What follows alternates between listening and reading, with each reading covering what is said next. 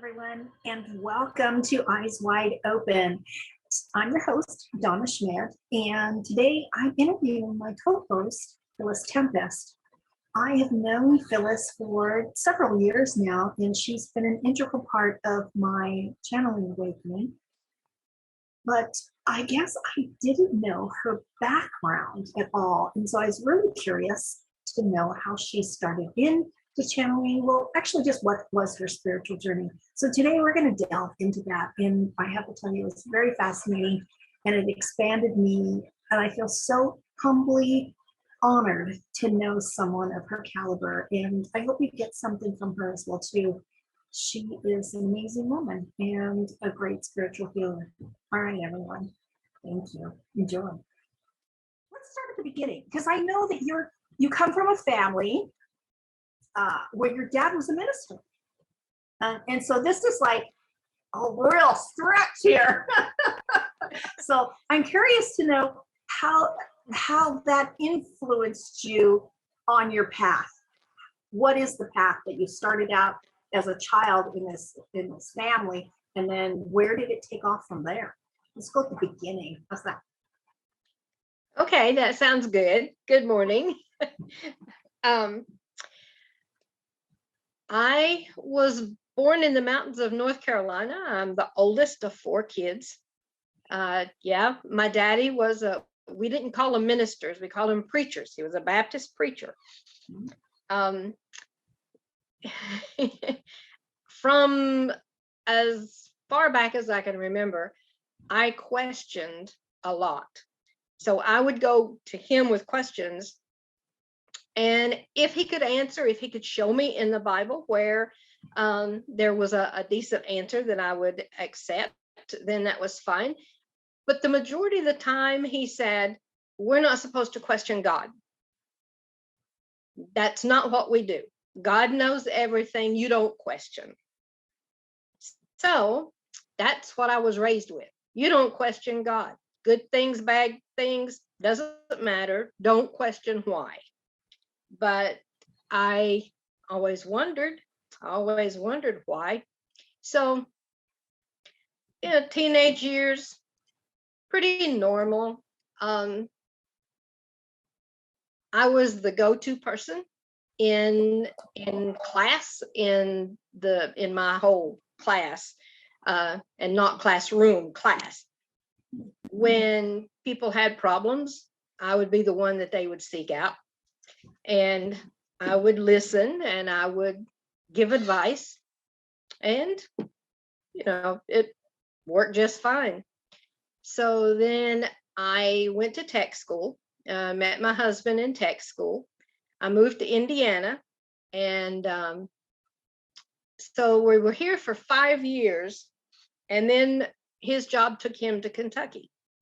And that is when we always questioned. We were questioning whenever we moved to Kentucky. We had quit the church, and we were trying to find truth.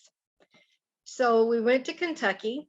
Well, we tried to find a church, and we tried all of them, everything but Catholic. We tried, Pentecostal, everything.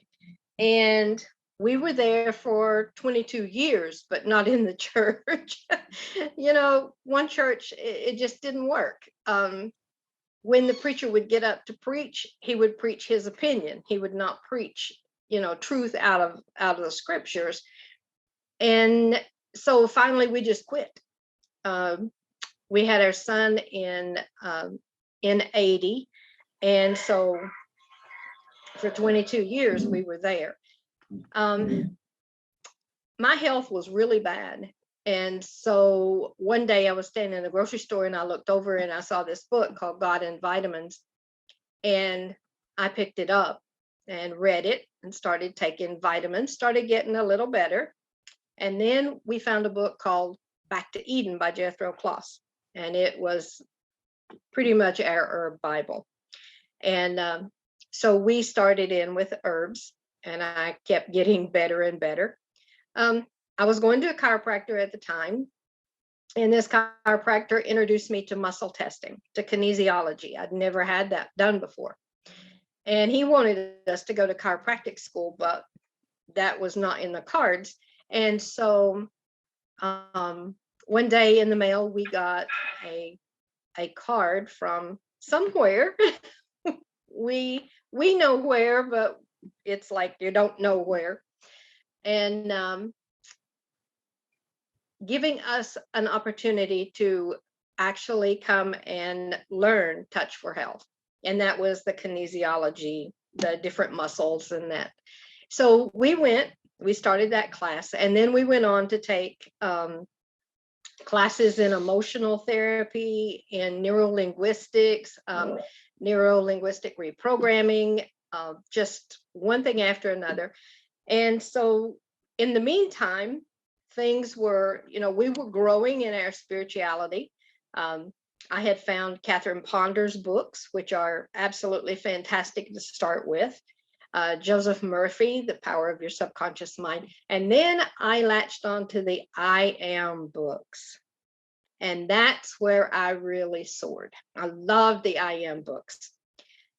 So little by little, I was changing from New Age being something that was, you better stay away from because it's of the devil, to no, this is maybe the path I want to go down. It took a while to get that mindset and that programming reprogrammed. But, spirit knew, my higher self knew exactly what I needed. They kept putting people in my path. Kept putting things in my path. So in 95, I decided I wanted to start a healing center. We went to Trinity School of Natural Healing, and we got our doctorate of naturopathy. And so then I went on to the University of Metaphysics and got my minister's license. And one thing led to another. So I opened the healing center, and we were there for 5 years. What I mostly did, I found that people didn't really connect their physical problems with emotional problems. And of course, we know that's pretty much where it starts, with emotions. And so I had to go back and meet them where they were. So I took some classes in contact reflex analysis from Dr. Bersendahl. And that is a way through muscle testing and points on the body to find the underlying cause of symptoms and problems. So that's where I would meet them. And then we would go into the emotional work. Well, in 2002, I moved back to Indiana. My husband's job took us back to Indiana. In 2004, I had a wreck. I'm not going to call it accident because I don't believe in accidents. A kid hit me from behind, just out of nowhere, and knocked me into a telephone pole. I broke the telephone pole, totaled my car, threw me in the back seat, and the next thing I knew, I was in front of a brilliant white light. And at that time, I was being asked if I wanted to go back. I did not see tunnels. I didn't see anything like a lot of people do see. All of a sudden, I was just in front of the loving, loving bright light. I thought about it because it was so nice there. And then I was told there would be no judgment if I stayed, none whatsoever. It would be just fine. But I knew that I hadn't completed the purpose that I came here for. And so I said, no, I had rather go back. So of course, if you've ever felt yourself come back into your body, it's sort of a jarring experience. And when I came to, then the paramedics were working on me. And so that experience led more to my next path. It's almost like when I had that experience, then my next path, it changed. I didn't do the contact reflex analysis anymore. I didn't do a lot of the things that I did before. So that was in 2004. And then that fall, I was told that I needed to take a class, a channeling class. Although I know that I'd been channeling all this time, even though I didn't open my heart to accept that that's what I'd been doing. Because clients would come to me and tell me things that I told them and things that I told them to do for their health, and I would not remember, but I didn't let them know I didn't remember. And I thought, okay, but I don't even consciously know that information. So I knew something was shifting and changing at that time. So in the fall of 2004, my husband and I took a channeling class, and I went back in January of 2005 and took the instructor's course. And from then, I started channeling. Now, back in 2001, I met some wonderful people. They came to me as clients, but they were doing what they called earth work. And that instantly caught my attention. So through just different synchronicities and things like that, then I ended up starting to do earth work with them. So I went to Peru, and all the areas around there, went to Sedona, and then of course I moved to Indiana, and we sort of lost contact with doing that kind of stuff. But my husband and I pretty much picked it up. And so we have been sent all over the place, working with ley lines, opening portals, working with the grid, whatever we're called to do. And so I would channel for people, and I had a group there in Indiana, and we had monthly meetings. And then Spirit told me that I was needed elsewhere. So I moved to Georgia and worked with the earth and the planet there. And then I moved to Arizona and I worked with the planet. There was a 6-pointed grid that I needed to establish, I guess you would call it. And it was just all over the place. And so I worked there. And then I was told I needed to move to Oregon.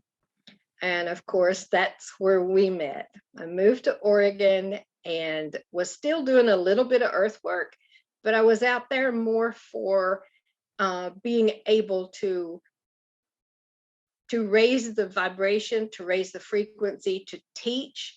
I did a lot of classes to show people how they can work with the elements. We did a lot of that, especially when the fires were there. And just, I really enjoyed Oregon and the group. I thoroughly enjoyed the teaching. And then circumstances happened that, when you're told to move, Spirit makes it pretty clear, no matter what, things happen, like the house gets sold out from under you or something like that, you got to go. So moved to Texas for a few months and the house got sold out from under us. And then we moved to New Mexico. And we were there for 3.5 years. And now we are back in Indiana. And now I'm waiting for my next path. So that's pretty much it in a nutshell. I'm like floored. I had no idea that you had basically an NDE. I had no clue. I just know you as a channel teacher, and you are just, you're phenomenal with that. Well, thank you. Yeah. Now tell me how the paradigm came in with that too. When did that come into? And tell people what the paradigm is. I know you told me before, but for those that don't know. Yes, a paradigm is an instrument that was channeled by a friend called August Worley. He actually channeled all the information, channeled all the intricacies of this paradigm. It is he used to work for Bob Moog with the synthesizers. So he got into his mind that maybe there was a way that there could be electronic singing bowls, so to speak. And so Bob Moog told him to go invent them. So he channeled a group, and they explained to him how they needed it done. And this actually is technology brought back into this lifetime from Atlantis. It's a pyramid with a capstone on the top. It has the chakra colors. It has tones and sounds and frequencies. And it's amazing. It's amazing. I met August on a cruise. It was a metaphysical cruise. And I was with him the whole time, pretty much the whole time as he was developing this. And he would try it out and try to, to see what it would do. He had a partner at the time. She had migraines. So he would do something with the paradigm, and then he would try it out on her, and her migraines would go away. So it is, I call it an Arcturian instrument, but just because there's an Arcturian that sits on top of mine doesn't mean that there's an Arcturian that sits on everybody's. It's amazing. It's got a mind of its own, because it will change tones when you're not even around it, or it will be quiet and you think that there's something wrong with it. It just does its own thing. You set an intent, and then you set the frequencies to what feels good to you, and then you just let it run, and it'll go through the chakras twice. But if you set it on repeat, it'll continue going. But it's more or less working with the chakra system. Now, it not only works with the chakras of the human body, it also works with the chakras of the planet. And all of his instruments that he has created so far sort of link together. So if no matter where they are, if one of them's running, it is actually linking with the other capstones on the other paradigms. I was told back in 2018, maybe 2017, that I needed a paradigm. And it was okay for August to invent this, recreate this. I didn't think I needed one, but I was told, yes, you do. So he made me one and sent it out to Oregon. And it was very interesting, because when I started playing the paradigm, I didn't have any intent. I just started running the paradigm, okay? And the neighborhood started sort of emptying out. And other people would move in, or some wouldn't. Some would be, their places would just stand empty. Well, the same thing happened in New Mexico. Where you have the barking dogs and a lot of the noise and stuff that really is nerve-wracking at times, I would run the paradigm, and it would quiet down, or they would move out, or they would give their dog away, or whatever. And but what I do with the paradigm, if a person wants a paradigm session, then I ask them for an intent. We work on an intent, because that's the main thing, is the intent. And then I put the intent under the paradigm, and I channel the places that the frequencies need to be. And while that is playing, then I am channeling, I'm automatic writing, I'm asking what that person needs to know. And so I will sit and I will write the whole time that the paradigm is playing. It can do long distance healing. As you're aware, I know when our son had a motorcycle wreck, and he was in the hospital, and he was in really bad shape. The first thing I did is I called August and I told him, and he said, "Don't worry, I'll put the paradigm on for him." So he did. And our son, got better and better. And I know that the paradigm had a lot to do with that. So it's just a frequency instrument. It's amazing. I love the paradigm.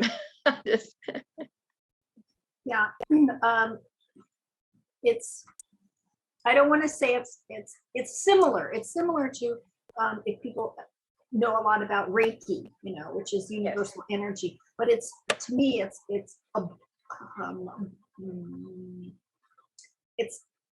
more advanced, let's just say, than Reiki. And you don't need, in long distance Reiki, of course, but this definitely, when you play it, I sense the difference very quickly. And I know when you played it for me just recently, there was a definite shift in my energy field. So yeah. And then just to kind of go on a little bit about that, because I know you still use it and you still will assist people in, and some of the things, it's not necessarily always about the physical body. Does it also work on like emotions as well too? What else? What other some other things people might contact you for other than a health issue? Yes. I was doing a meditation with the paradigm when I was in Oregon, and I had a group of people there, and I was running it. Okay, it was sitting all by itself. Nobody was around it. I was running it, and it was going through the chakras very nicely. And all of a sudden, when it got to the heart chakra, you couldn't hear it. And of course, my thought was, "Oh no, what's wrong with it? Oh dear." And but then after it got past the heart and the throat, then it started being loud again. And then the next time it did the same thing. So we went ahead and finished the meditation. And then afterwards, I found out that there was a young girl there that was having an emotional breakdown. And so the paradigm all of a sudden just quieted down at those places that it needed to quiet down. And then the rest of it was just fine. We worked through it, we worked through her emotions. She worked through them. But that's an example of how it works with emotions. It will do what it needs to do. It will bring up a lot of stuff that needs to come out. I was at a body, mind, spirit work day, and I would do the 7-minute chakra tune-up for people, and they would come in, they would lay on the table. Now I have the paradigm at the head of the table, and then I would step out, And a lot of people says, oh, it feels so good, I didn't want to come back. It will help too at astral travel, because I did go off planet and actually go to the planet I was from, in one of the sessions that I had with August. And this one girl, she had a lot of emotional things going on anyway.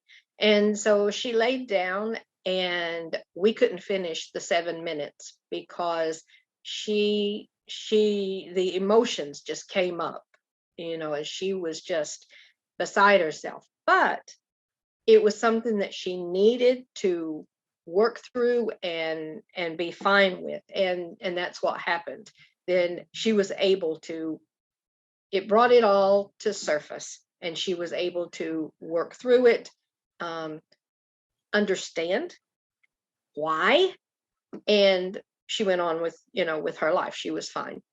But yes, it does work in the emotional realm, etheric realm, spiritual realm. It will help raise the frequency of course, a person or the place that you live, or and it goes out quite a distance. The frequency goes out quite a distance. So it's pretty much well-rounded for everything. It's mental, spiritual, emotional, physical. It's good for pain. If you're having pain, you can just set it. And the way you set it is you set it until it feels right, until you get that feeling of, and then let it work. So yeah, it's an amazing instrument. So I know recently you were separated from your, so to speak, from your paradigm, because of the move that you had, and so now you're back with. Yes. Do you kind of get the feeling that you're ready to work again at a different level? I am ready. Yes, and bringing the paradigm back, I didn't realize how much I had missed it, but bringing the paradigm back, I've run it almost every day, and it is helping. It's helped still clean out the neighborhood, so to speak. There's been people leave, from where we're having to stay. It does. I'm ready now to go to my next path. The paradigm isn't the only thing I think that's in the cards, but that's okay. It's all coming. And for several years, as you know, I've had some health problems, and I have had a hard time with that. Yet when I look at it in gratitude, because that has helped me to go within and to listen. Instead of doing, I'm being now, and it has changed the way I see things. It's changed the way that I look at things. Plus, it's helped me to raise in frequency. And so, even though it's uncomfortable at times, things, the health is coming back. And since the health is coming back, I'm being told that, yes, you are getting ready to go back out there. So with that note, let's talk a little bit more in depth about the channeling aspect of your life journey here, your soul journey, because I could see how you started out, as the preacher's daughter, and then you kind of moved gradually to a point. I mean, you've taken a lot of information and a lot of classes that culminated to where you are today, with the paradigm and the use of it and the intention, because I think the intention is, you're right, is the biggest thing. And now, to me, it's a powerful tool. It's a powerful tool, and I agree with you. I agree. I think it. I mean, as soon as you said that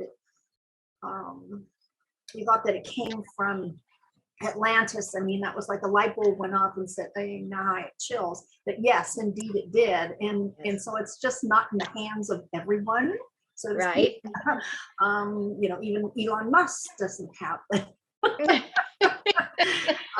So it's been strategically placed in the hands of masters, actually.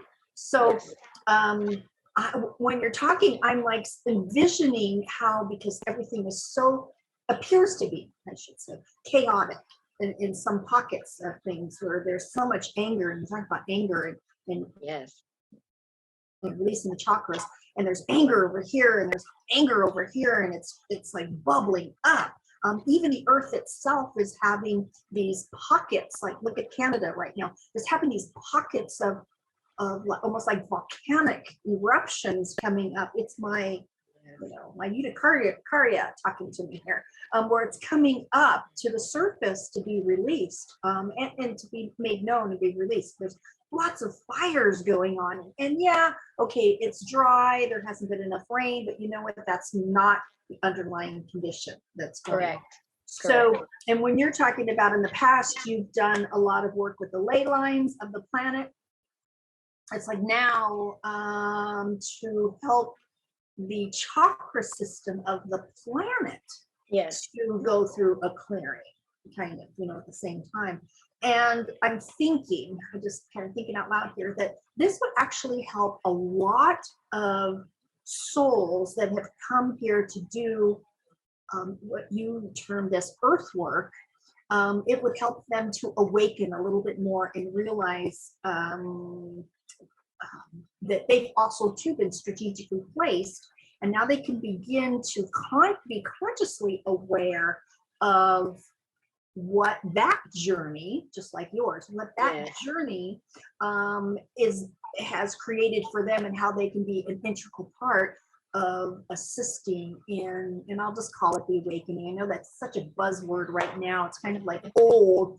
And to me, it kind of separates from everybody. It's like, to me, it's all conscious awareness. I'll say that. It sounds better than awakening to me, because people need to be consciously aware of what's going on, and not hold a blind eye to it, and then realize that what they can do to assist. And it's not necessarily starting a fundraiser or going into the selling all your belongings and becoming a Buddhist monk. It's like where your path leads you, and it's not necessarily it. We are all strategically placed where we're supposed to be, and therefore it goes on. So tell me more about your channeling. How did that happen from a preacher's daughter's perspective? That's like taboo. That's devil worshiping. What is wrong with you? So tell me how you overcame all of that. One step at a time. One baby step at a time. You are correct, though. I want to go back, and sometimes if you're just somewhere, and like in a grocery line or something, all you have to do sometimes is just smile, and you're channeling that loving energy, that smile, and you don't know whose day you're going to make, just by smiling or speaking, hello, or just standing there, in love, not in fear or judgment, or just standing there and just be who you are. We do affect people all the time, but you are right. I would have never ever thought that I would be in this position, doing this when I was growing up. My husband, bless his heart, he had a lot to a huge part to play in helping me to unbelief. Okay.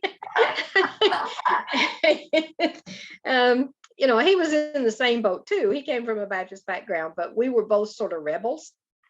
And it was funny because one time he was reading and I came in the door and he said, "What do you think about chakras?" And I looked at him and I said, "Oh, no, no, no, I'm not going there. That is crossing the line. That is new age. That is evil." He said, "Well, do you even know what they are?" I said, "No, but that's evil." And so he proceeded to tell me what they were. And I said, "Oh, okay, then that's not so bad."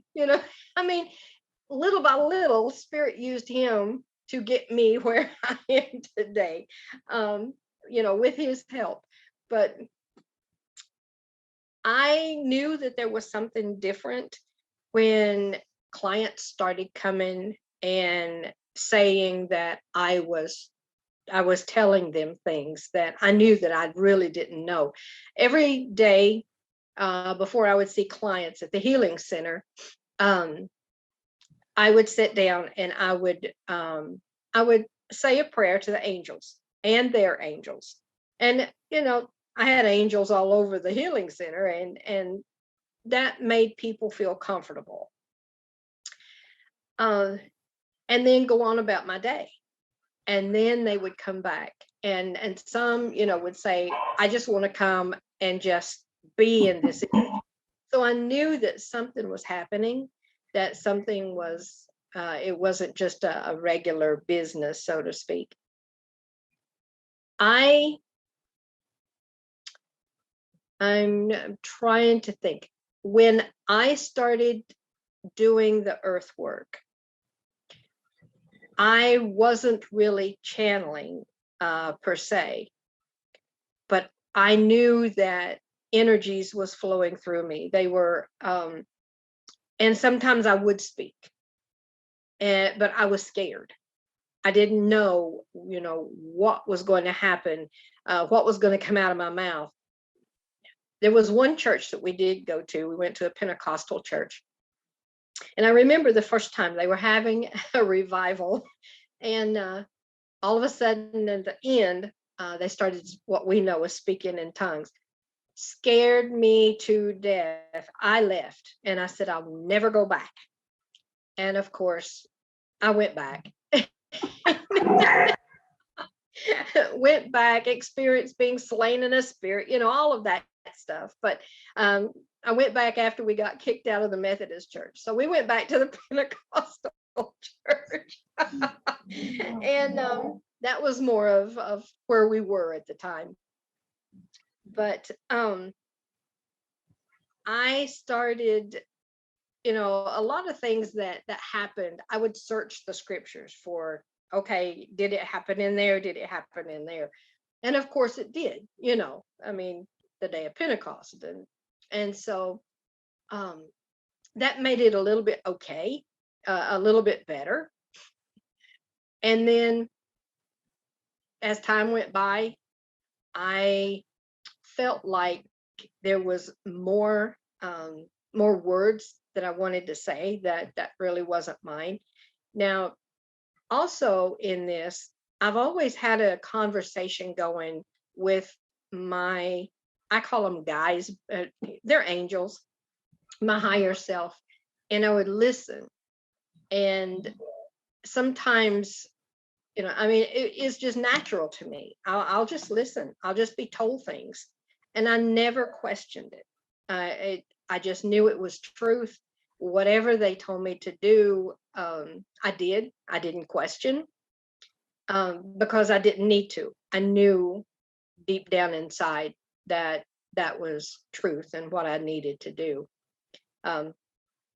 Sometimes I would feel like it was going to get me in trouble, but it always worked out okay.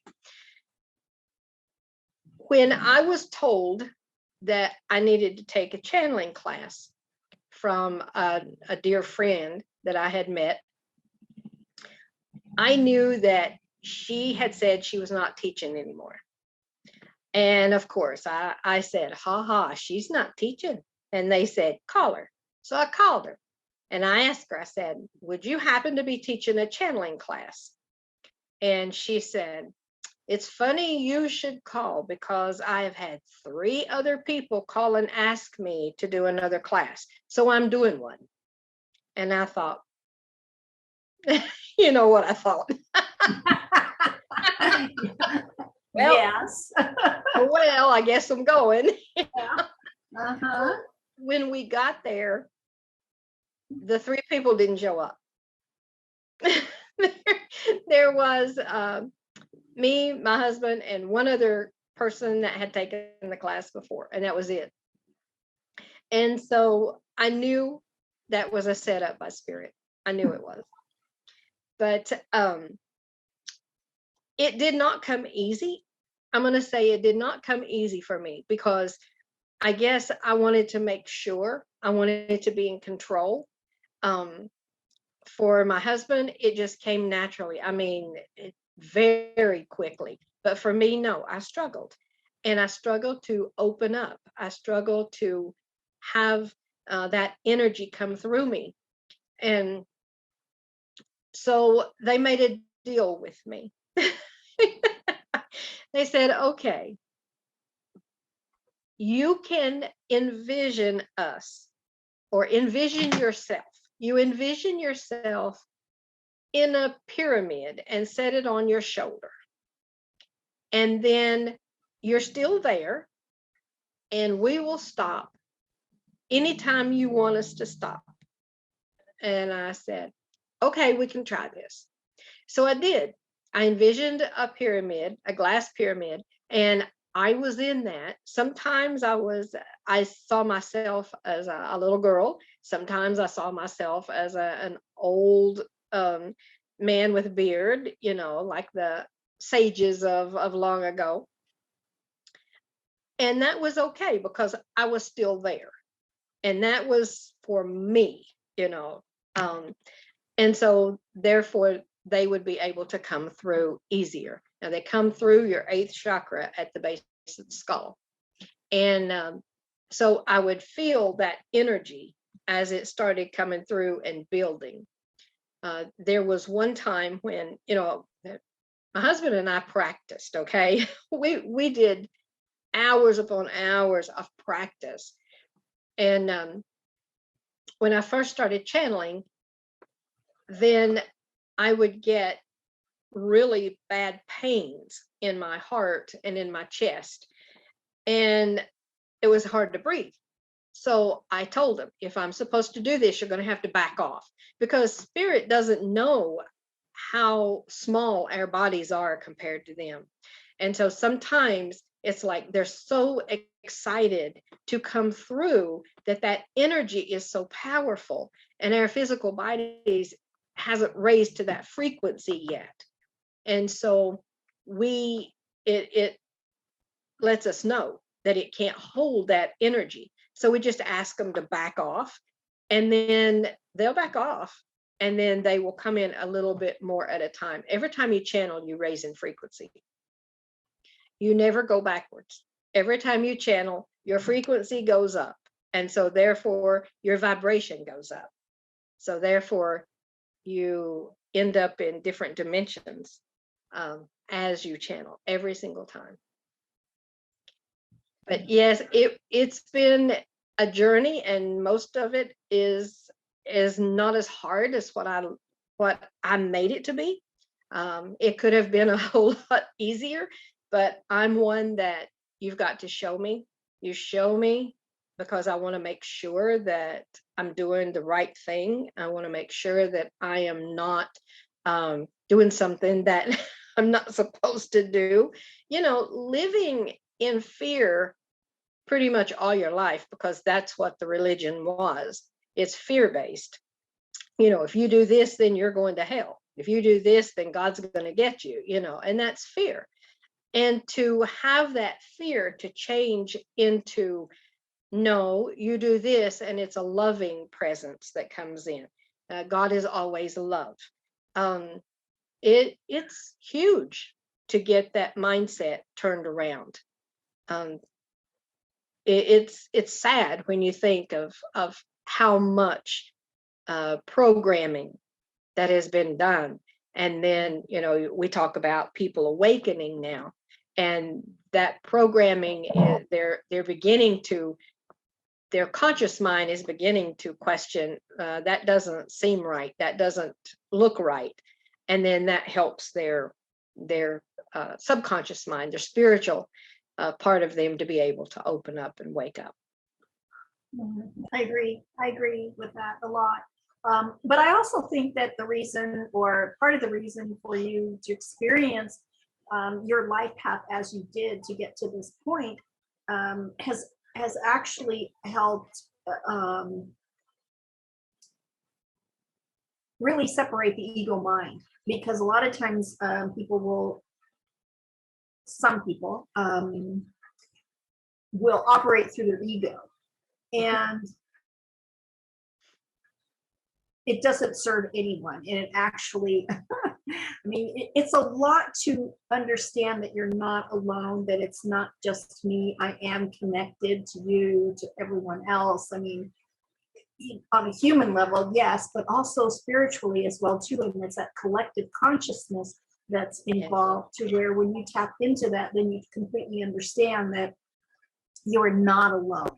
I mean, you have a wealth of information. I mean, when you're tapping into the paradigm and you're tapping into, crossing lines to Atlantis, I mean, everything becomes one. There is no such thing as past, present, or future. It is all one, and you're actually connecting in with that. But again, I really focus on the intention piece, and I think that's where we go as in our soul path, is to walk that path, to really embrace the intention, meaning that it's not just what I want or what I think, ego mind, but what is the best, not only for this person, because this person might come in and say, I need this or I want that, but then we also get the message that says, that's actually not the best for them, and so when I ask for the best, then it helps to transform what they thought they wanted and needed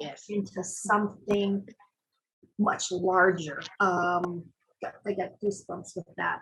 And that was a challenge for me to, be comfortable in that place.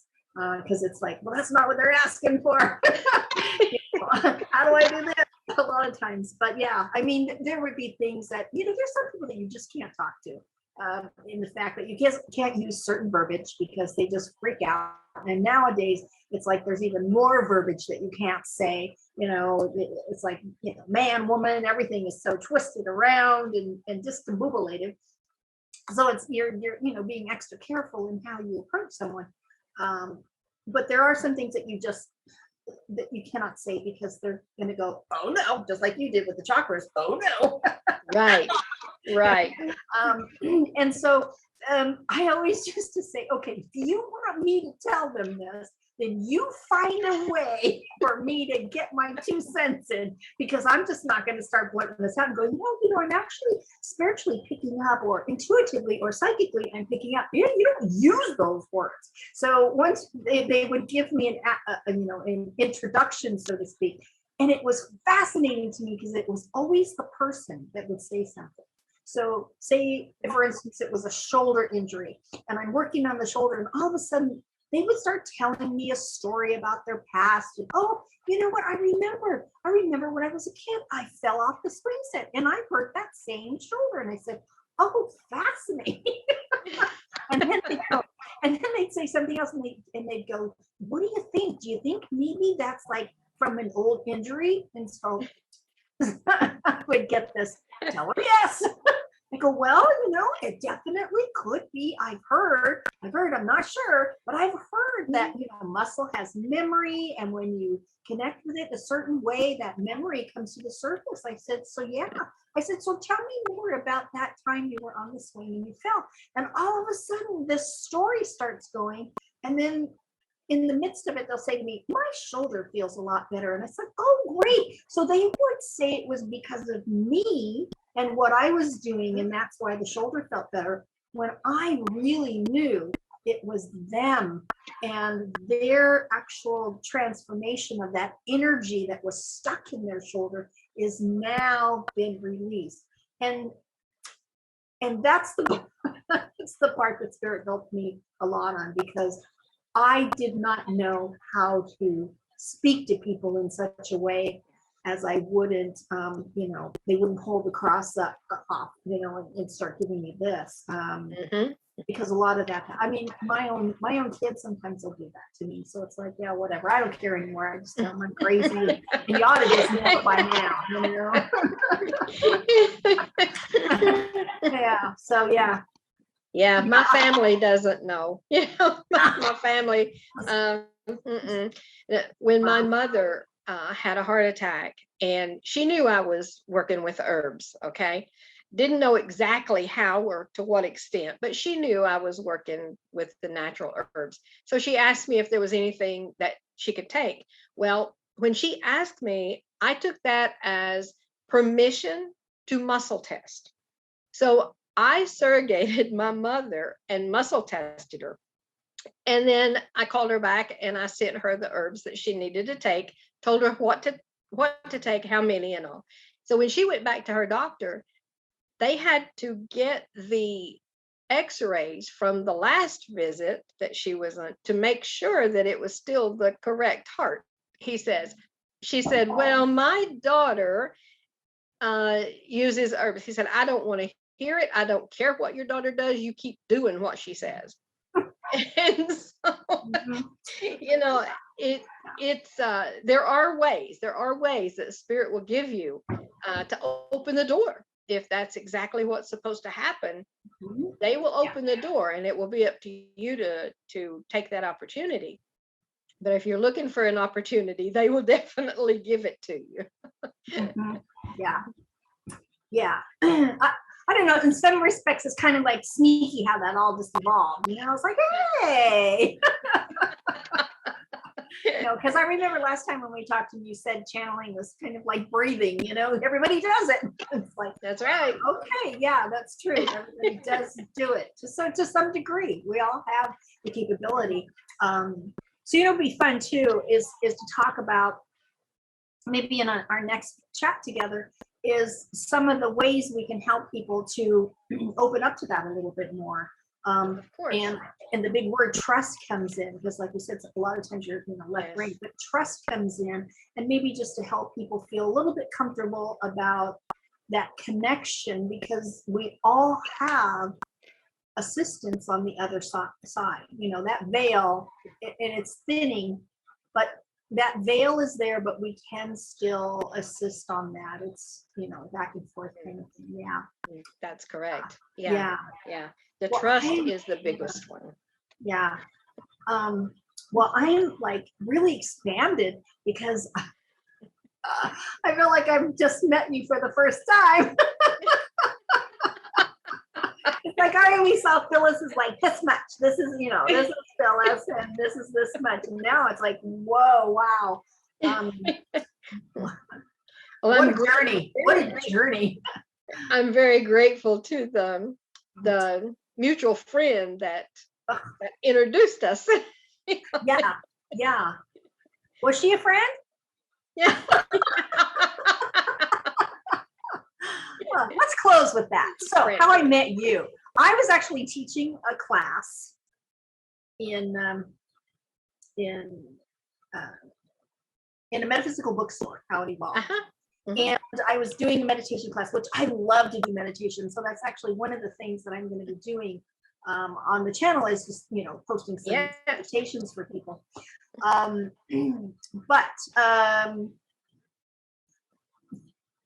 Spirit wanted me to channel, and so it's like, okay, I felt comfortable enough with this group, because they would come. I can't remember. I think we met like every other Saturday or something, but they would come, and I felt comfortable enough to start channeling. And I remember I'd go into like this nice little meditative state. This is my I'm trying this out kind of thing. And I would wait for somebody to ask a question.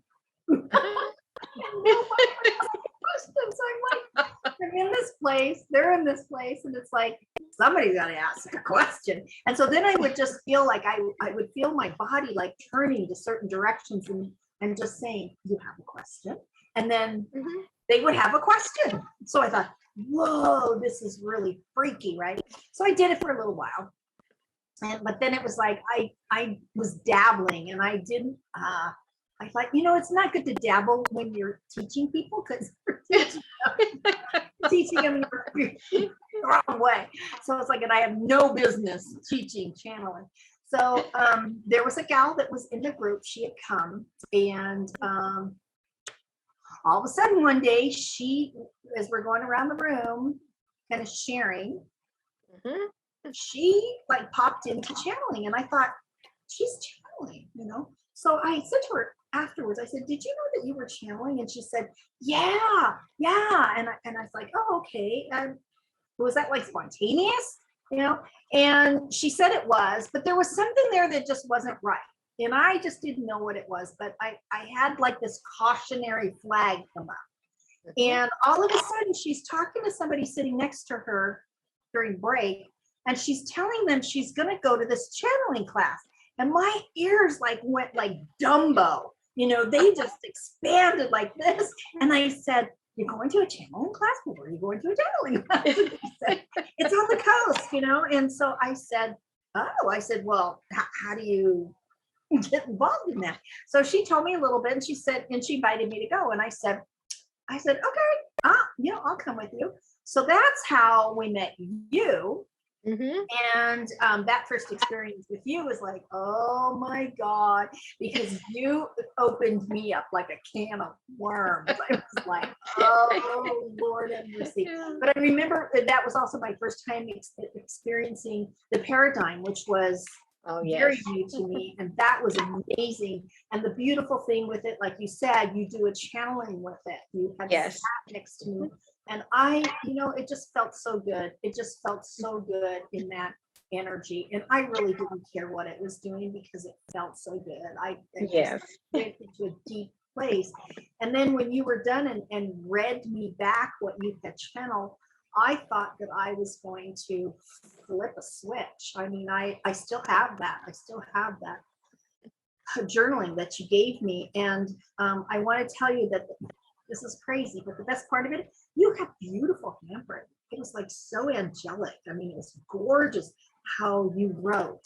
And the other part of that is because my mom had beautiful handwriting. So it was almost as if you were channeling my mother in with that, or she was assisting, or she was helping in some way. And that made a big connection to me because of that. So you became almost like a mother figure to me. It's like, wow, and then of course the rest is history, because that friend of ours, that's all she came to do, was to introduce us, and then she just went away. She's following her own path. Right. Yes, she was. So it's interesting. She was just there to tell me about it. Talk about following, direction, and if you're moved to say something, and also moved to keep your mouth shut too. Keep your mouth shut. Yes. Yeah. So most definitely. Yeah. Yes. Thank you for this. I hope everyone else enjoyed it as much as I did, because it's fascinating when you sit back for a bit and look at our whole life plan as we're going, and seeing how things emerged to set us in a path. And we needed to learn. So, and you've learned, wow, I mean, amazing things. And I would encourage people too, that when they're in the mode for reading, to read one book, and then that leads to another. That's true. To a class or whatever, but you're being guided to learn more, to experience more. I know at one point, because that's how I kind of started out too. I'll share my story another time, but the reading part, my husband used to tell me that I was eating the books. And then I read it so fast that the next one would come along. So I get in mode every now and then. I'll read and just ingest them because I can't get Yes. enough of the information. Yeah, I got a whole library book, but yeah. Which is wonderful. So I encourage people, if you're moved to read, get a book and read. And the books will show up. The correct Yes. books will show up. Yes, most definitely. Or you keep your ears peeled, like Jumbo, because you might hear somebody say, "Oh, did you read this book? It was such a great book." And then, there you go. There you have it. The other one too is Right. go on Amazon to buy a book. I like to read the reviews, and get an idea. Yes. Oh, Yes. okay. That's what that meant to that person. Okay, sounds good. All right. Again, I enjoyed this. You have anything else you want to add to I it? enjoyed it. And you're still, you welcome people to give you a call or not call, but to email you and chat more Email about me. paradigm and Yes. if it could help them, kind of thing. If they Yes. have questions. Yes. Great, Yes. great. And your email address is linked down below. So all you have to do is push the more button and scroll down, and then they'll see your bio and your email address. So yeah, and I encourage people to do it because it's not just the human aspect of the Western medicine, but also Eastern medicine and also spiritual medicine as well too. So you get the whole gamut of things because we are multidimensional. We're not just humans. We're a spiritual makeup and an emotional makeup and a mental makeup. So That's right. yeah. So I'm hoping this aspect of us is more for the mental and emotional piece of it to help people in their own journey as they're uncovering things, uncovering energy that may be kind of blocked in their body. So yeah. Anything else you'd like to add? I've enjoyed this very much, and I really appreciate your asking me to tell my story and maybe share. Hopefully this will help somebody along the way that are struggling, especially going from one paradigm to the other paradigm. There's not it can be scary, but if that's what's in your heart, it's all right.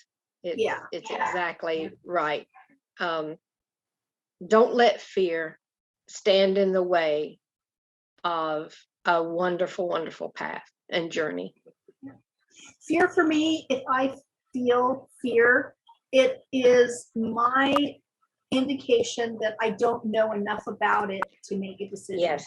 So whenever I feel fearful, it's immediately I need to look at more of what's going on and to understand, all aspects of it before I can make a decision. So if you approach fear in that manner, it will really help you to move past it and through it, because it's just it's a warning system is what it is. It's a warning system. So yeah, don't make, don't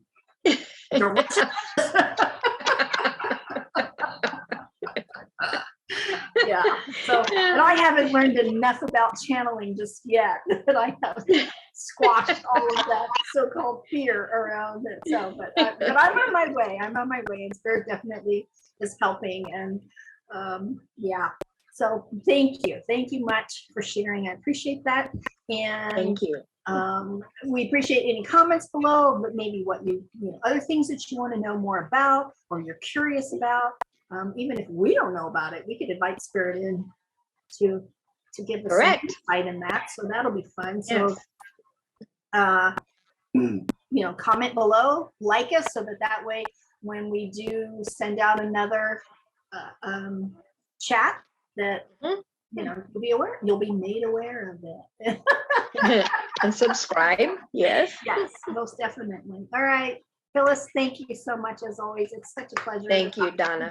Yeah. All right, everyone. Have a great week, and we'll see you next week. Bye. Bye.